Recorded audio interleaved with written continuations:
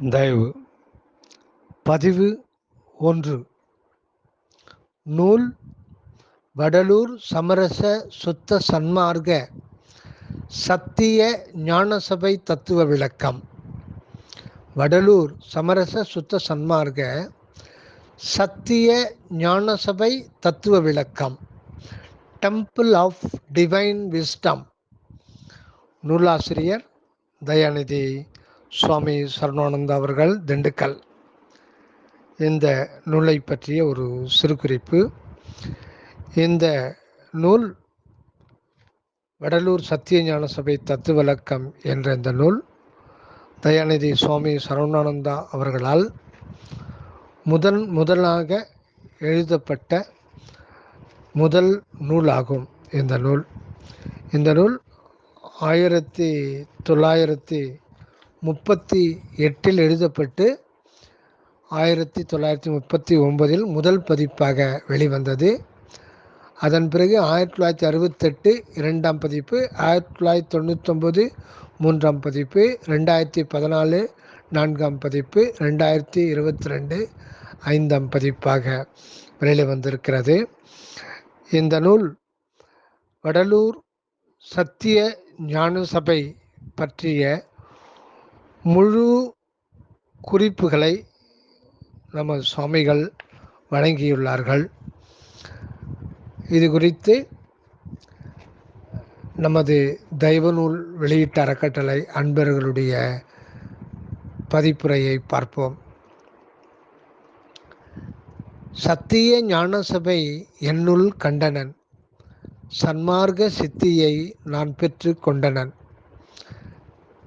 சபை எனது உளம் எனத்தான் அமர்ந்து எனக்கே அபயம் அளித்ததோர் அருட்பெரும் ஜோதி என்று நம் திரு அருட்பிரகாச வள்ளல் பெருமான் அருட்பெரும் ஜோதிபதி எழுந்தருளி விளங்கும் சத்திய ஞான சபையை தம்முள் கண்டு அருள் அனுபவம் பெற்று வாழ்வதை வெளிப்படுத்தி பாடியுள்ளார்.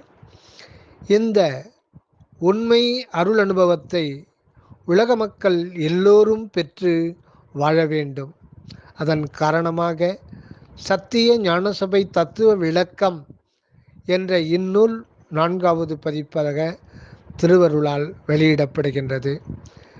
திரு தயாபிரகாச சுவாமி சரவணானந்த பெருமான் 1938 ஆண்டு மேட்டுக்குப்பம் சித்தி வளாக திருமாளிகையில் 40 நாட்களுக்கு மேல் தங்கி இருந்து வந்தார்.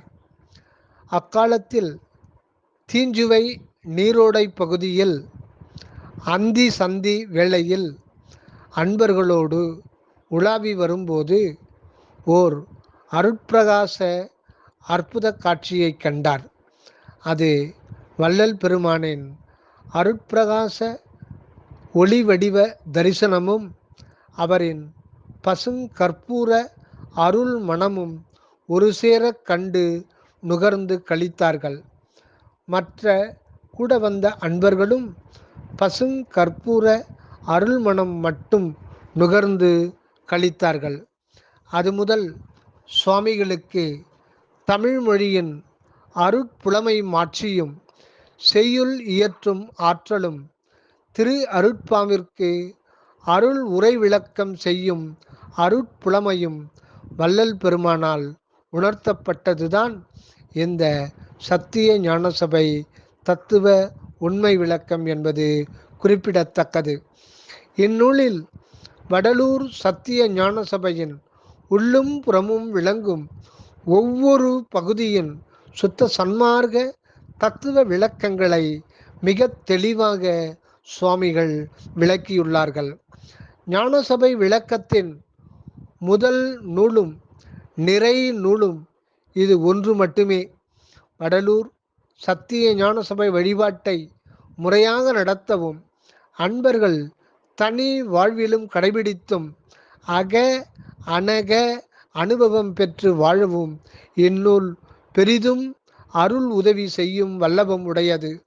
ஒவ்வொரு சுத்த சன்மார்க்க அன்பர்களும் படித்து பயன் பெற வேண்டிய ஒப்பற்ற நூல் இது. உலக மக்கள் அனைவரும் இந்நூலை படித்து ஒன்றான கடவுள் உண்மையை உணர்ந்து அகிலமாம் ஆன்மநேய சகோதரத்துவ உண்மை ஆனந்த பெருவாழ்வை பெற்று நிலைத்த அருட்பிரகாச மனித வடிவோடு என்றும் வாழ வேண்டுகின்றோம். இவன் தயவு நூல் வெளியீட்டு அறக்கட்டளை அன்பர்கள். தயவு.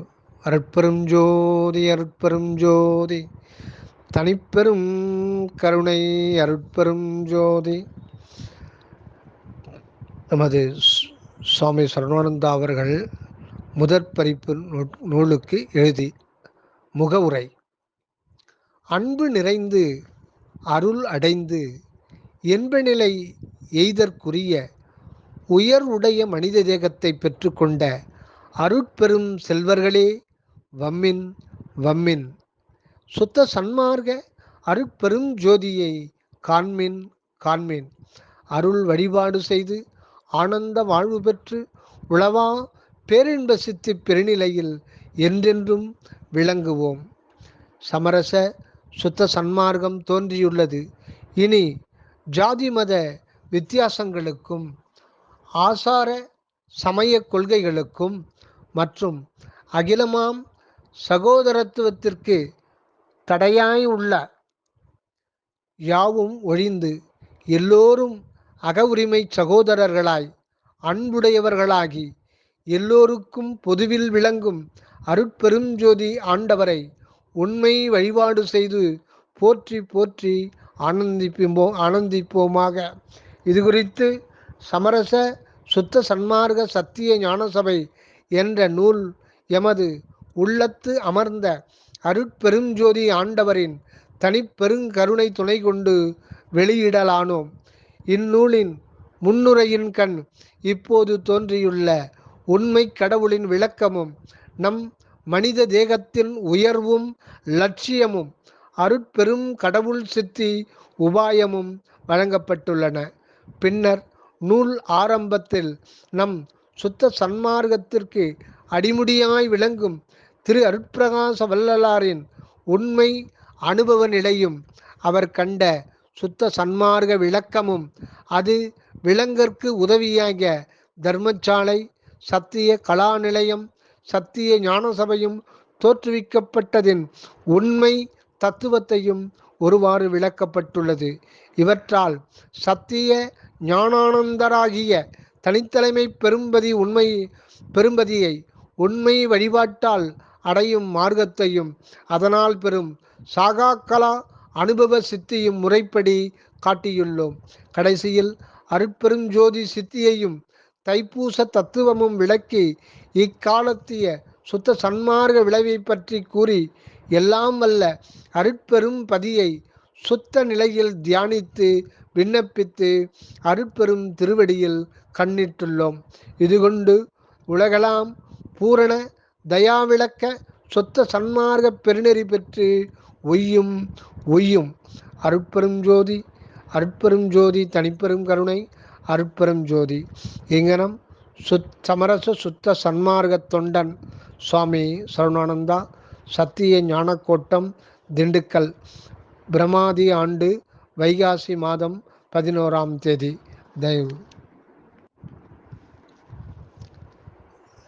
தயவு 2ஆம் பதிப்புக்கு சுவாமி சரவணானந்த அவர்கள் அருளிய விளக்க உரை. சத்திய ஞான சபையின் தத்துவ விளக்கம் இப்பொழுதுதான் மிக மிக தேவையாக உணரப்படுகின்றது. உலகில் பெருநலம் பெருக அருட்பெருநெறி தழைக்க உதவ வந்துள்ளது இந்த மெய்யறிவு ஆலயம் ஆகும். இந்த மெய்யறிவு ஆலயமாகும்.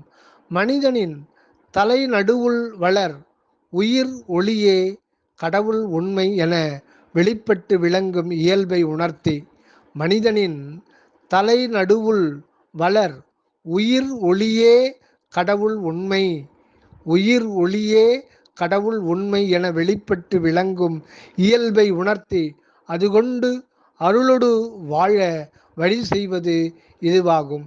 இதனை நம் திரு அருட்பிரகாச வள்ளல் பெருமான் 100 ஆண்டுகளுக்கு முன் அனுபவத்தில் பெற்று யாவருக்கும் பயன்படுமாறு புறத்தே வடலூரின் கண் தோற்றுவித்தருளினார். ஆனால் மக்கள் உண்மை காணாது அருள் நிலை உணராது புற வழிபாடாற்றி வந்த காரணத்தால் அருட்பெருஞ்சோதி ஆண்டவரையும் அவர் விளங்கும் சத்திய ஞான சபையும் உலகமெல்லாம் அறிந்து கொள்ளாதிருந்தது.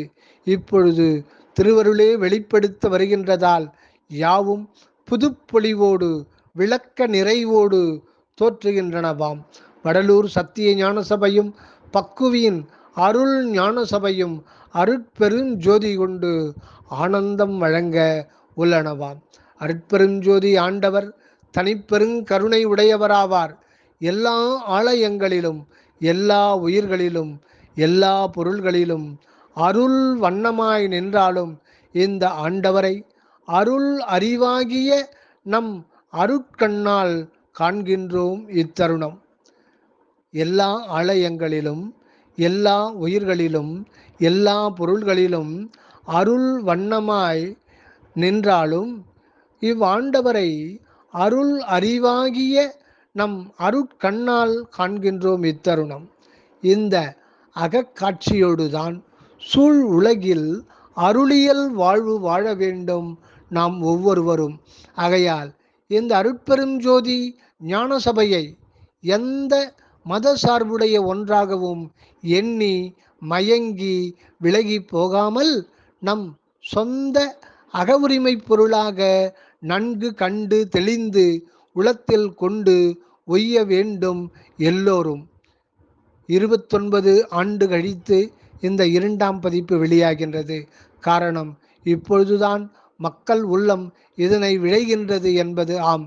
இதன் மூலம் உலகில் சுத்த தயா சன்மார்க்கம் உலகெங்கும் பரவ வேண்டியுள்ளது. அந்நெறி விளக்கம் பற்றிய நூல்கள் இனி பல பல வெளிவர வேண்டியுள்ளன. திருவருள் தானே அவற்றை உருவாக்கி கொடுத்து கொண்டுள்ளது. இங்கு அருள் விளை அன்பர்கள் அருட்செல்வர்கள் இந்த வெளியீடுகளை விரைவில் உலகுக்கு வழங்குவித்தல் வேண்டும். இவற்றால் உலகில் தீராத பிரச்சனைகள் எல்லாம் தீரவும் நீங்காத இன்ப வாழ்வு ஓங்கவும் வழிபிறக்கும். இவற்றால் உலகில் தீராத பிரச்சனைகள் எல்லாம் தீரவும் நீங்காத இன்ப வாழ்வு என்றும் ஓங்கவும் வழிபிறக்கும். அருட்பெரும் ஜோதி கொண்டு வாழ்க அன்பர் உலகு. அருட்பெரும் ஜோதி கொண்டு வாழ்க அன்பர் உலகு. சரவணானந்தா, சத்திய ஞான கோட்டம். தயவு 3ஆம் பதிப்பின் முன்னுரை. வள்ளல் பெருமான் கண்டு காட்டிய கடவுள் உண்மையும் ஞான ஆலயமும் இதுவரை உலகம் காணாத ஒன்றாம். அதனால் கிடைக்கப்பெறும் ஆனந்த நிறைவாழ்வும் எல்லோருக்கும் பெரு நன்மையே தரும். அவர் வெளியிட்டுள்ள யாவும் புதிய மெய் அனுபவ கருத்துக்களே ஆகும். அகண்ட பெருவெளி நிறை அருட்பெரும் ஜோதியே மனித சத்திய ஞானத்தில் தோன்றும் எல்லா கடவுள் கற்பனைக்கும் அடிப்படை. அகண்ட பெருவெளி நிறை அருட்பெரும் ஜோதியே மனிதன் சிறநடு விளங்கும் சத்திய ஞானத்தில் தோன்றும் எல்லா கடவுள் கற்பனைக்கும் அடிப்படை. இவனது உண்மை வடிவம் இவனது மனிதனது உண்மை வடிவம் தூள சூக்கும நிலை கடந்து காரண ஆன்ம நித்திய உருவில் அருள் ஞானத்தோடு வெளிப்பட்டு சூழ் புற வாழ்வையே பேரின்பில் என்றும் விளங்கச் செய்வதாம். இவனது உண்மை வடிவம் தூள சூக்கும நிலை கடந்து காரண ஆன்ம நித்திய உருவில் அருள் ஞானத்தோடு வெளிப்பட்டு சூழ் புற வாழ்வையே பேரின்பில் என்றும் விளங்கச் செய்வதாம். ஜீவகாருண்யத்தால் உயிர் வாழ்வும் சத்திய ஞான விசாரத்தால் மெய்ஞான வாழ்வும் அகநிலை பொருந்தி சுத்த சன்மார்க்க அனக வாழ்வால் மட்டும் நிறை என்ப நித்திய வாழ்வும் சித்திக்கும் என்பதை கண்டுகொள்ள உதவவே ஜீவகாருண்ய தர்மசாலையும் சத்திய விசாரத்தால் பரம்பொருள் நிலையும் தெரிந்து கொண்டு சித்தி வளாகம் என்னும் ஆன்ம அகநிலையில் களவாமல் கலந்து ஒன்றி நின்று தயவு செய்து கொண்டு நித்திய வாழ்வு பெற உதவுகின்றார். இது முக்கியம். மீண்டும் கவனிப்போம். ஜீவகாருண்யத்தால் உயிர் வாழ்வும், சத்திய ஞான விசாரத்தால் மெய்ஞான வாழ்வும், அகநிலை பொருந்தி சுத்த சன்மார்க்க அனக வாழ்வால் மட்டும் நிறை இன்ப நித்திய வாழ்வும் சித்திக்கும் என்பதை கண்டுகொள்ள உதவவே ஜீவகாருண்ய தர்மசாலையும் சத்திய ஞான விசாரத்தால் பரம்பொருள் நிலையையும் தெரிந்து கொண்டு சித்தி வளாகம் என்னும் ஆன்ம அகநிலையில் களவாமல் கலந்து ஒன்றி நின்று தயவு செய்து கொண்டு நித்திய வாழ்வு பெற உதவுகின்றார். இந்த ஞான சுத்த சன்மார்க்க அருட்பெருஞ்சோதி ஞான சபையை உள்ளத்தில் கொண்டு உலகில் எல்லோரும் தயவோடு ஒத்து வாழ வேண்டும் என்பது திரு உள்ளமும் மனிதன் ஒவ்வொருவனின் கடமையும் ஆகும். தயா பெருக்கோடு எல்லோரும் வாழ்க இனிது. தயா பெருக்கோடு எல்லோரும் வாழ்க இனிது. ஆசிரியர் தயவு சத்தியஞான கோட்டம், திண்டுக்கல், 30/12/1998. தயவு தயவு சத்திய ஞான சபை தத்துவ விளக்கம், டெம்பிள் ஆஃப் டிவைன் விஸ்டம், ஆங்கில முன்னுரை. By the omnipresent attribute of God, He must be existing everywhere.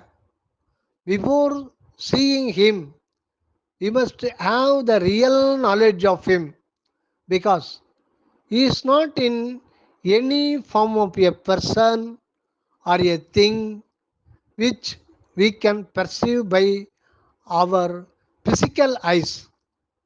He is not in any form of a person or a thing which we can perceive by our physical eyes.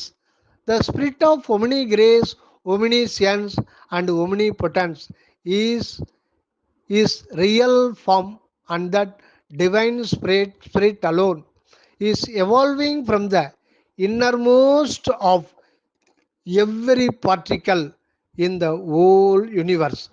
Therefore, what all we see here is not the form of Him, and at the same time, nothing comes to exist in the universe unless that divine spirit works from the innermost.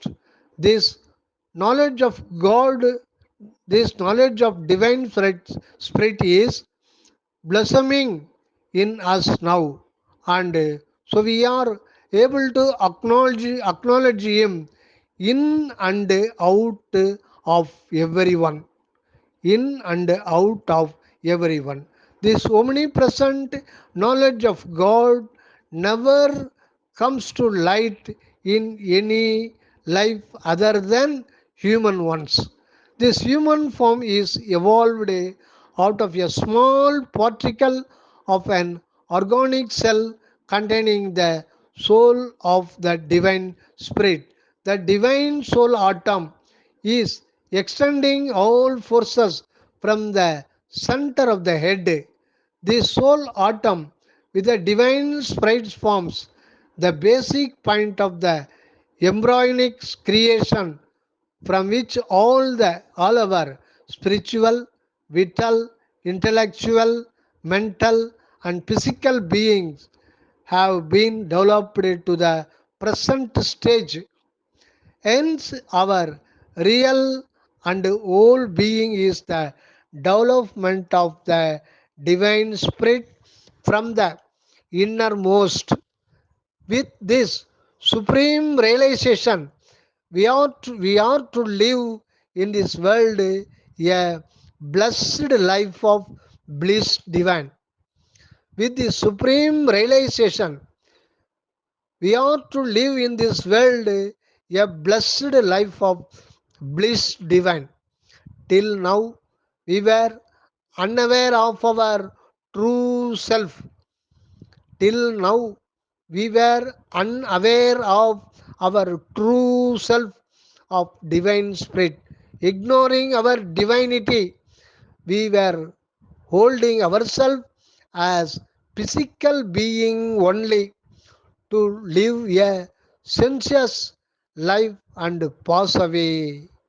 In the sensuous life, all the experience we got have now brought us about the barbarous, civilized, religious, social, and scientific levels.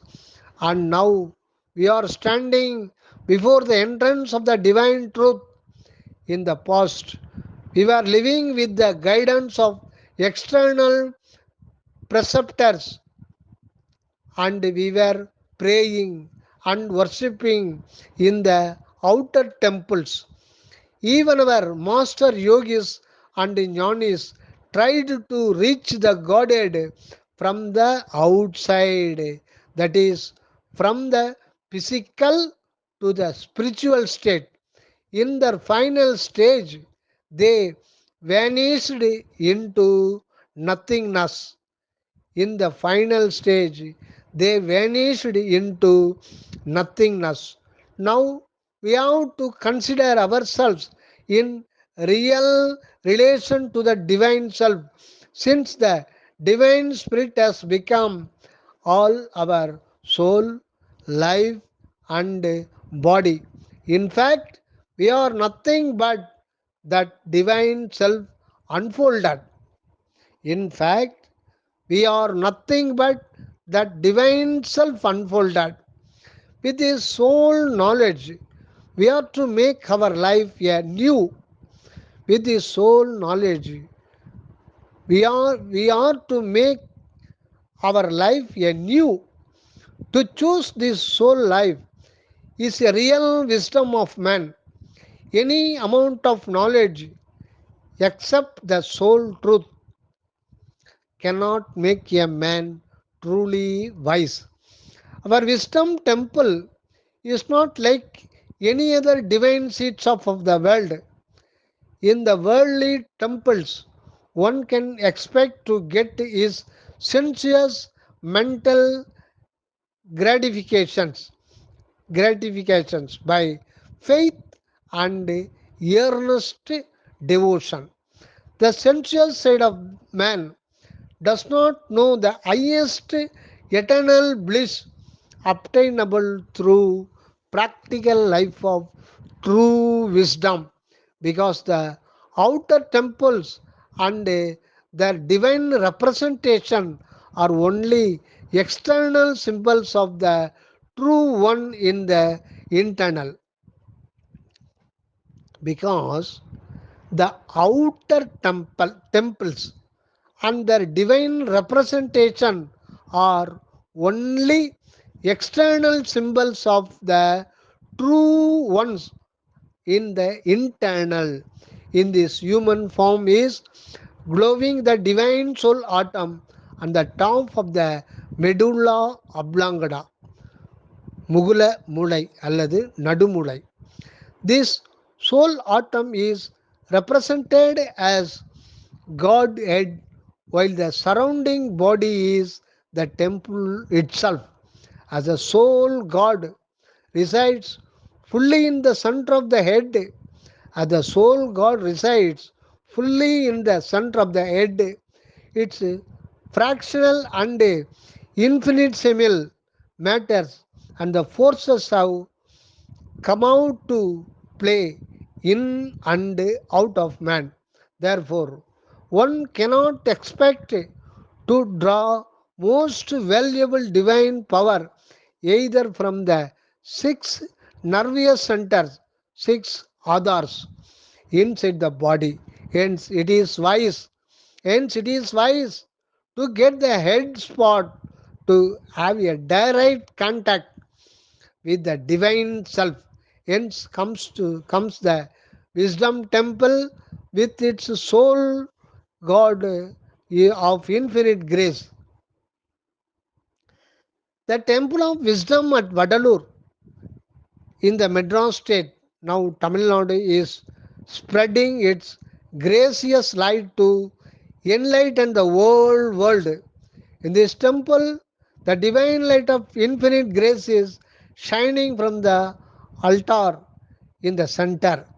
All the surrounding structures are to represent the spiritual, intellectual, vital, and physical objects of our being.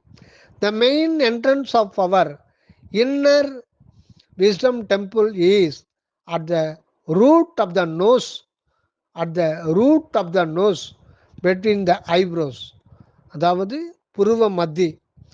A real aspirant who achieves the carnal sensual pleasures and who can earnestly demand the divine grace is entitled to gain entrance to this temple with a pure concentrated mind, with the pure concentrated mind.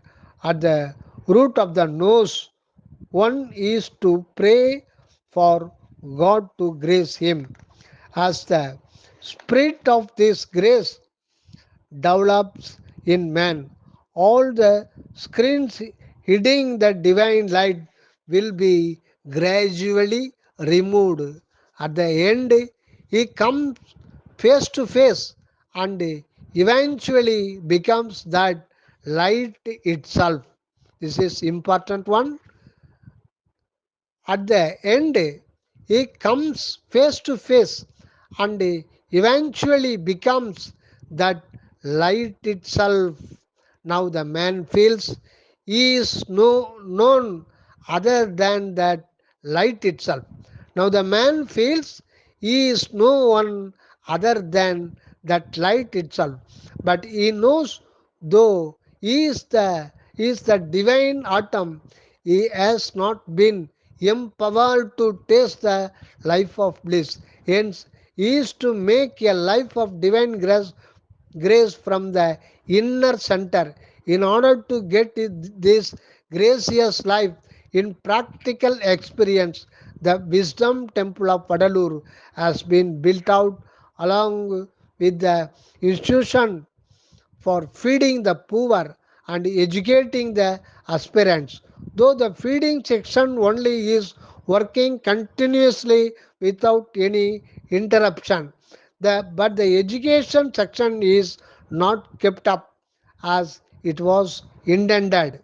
So the truth of this temple and its worship is not understood by the devotees and the general public. Other temples of the world, other temples of the world, though present architectural, architectural, sculptural attraction are not intended for reaching the highest goal of divine life. Mainly, our South Indian temples are constructed after elementary basic secrets of physical and vital bodily structure. So the entrances to these temples are at the footprint foot point only. In the in a lying position, the foot is away from the divine center. So, in the temple, architect and sanctum sanctorium is put up on the opposite end of the main structure. This is to be noted here. To have the divine altar in the center of our wisdom temple, only the dissolution of man was the end in all the old systems. Only the dissolution of man was the end in the old temple system. On other hand, over wisdom temple alone is to make the man to live a gracious life of eternal bliss. Swami Ramalingam Arutprakash Vallalar is not only the founder of this temple of wisdom but also is the first man to exemplify in practical experience the divine life of grace. He was born to bring out that new divine life to this world by the grace of God. He got the knowledge of his true self, which is not other than the divine one from that stage of divine oneness, from that stage of divine oneness, the extended life of grace upon this material world. In due course, his inner form of divine gracious self burst and filled to make him the person of divine gracious light or Prakasa Vallalar. This divine light form is eternal but will be living in Kashal, subtle and grass. That is Jnana, Pranava, Suddha bodies to uplift the aspiring humanity because he is of divine gracious person. He can come to sight of others only at his will and anywhere. It is he who attracts us from our innermost to acknowledge him and all his attainment to aid us. He has endowed this temple of wisdom and the highest literature of divine grace called the Thiru Arutpa. With all this inner and outer guidance, this book of wisdom temple is published to enlighten the world humanity. Let this open the entrance of the inner temple of wisdom of everyone and offer the gracious life of bliss. Author Swami Saravananda Dindikal.